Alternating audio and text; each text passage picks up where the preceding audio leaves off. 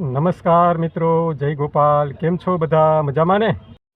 यही नहीं, अभी और सुनिए। આજે નવો એક વિડીયો લઈને આવી ગયો છું તમારી સમક્ષ।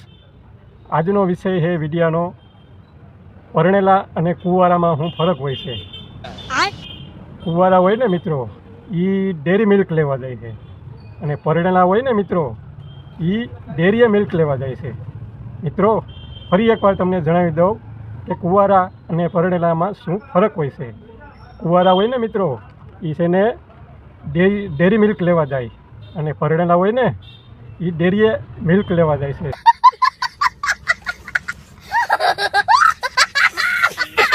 સમજી ગયા ને મિત્રો? ઓકે। તમે પણ જાતા હશો।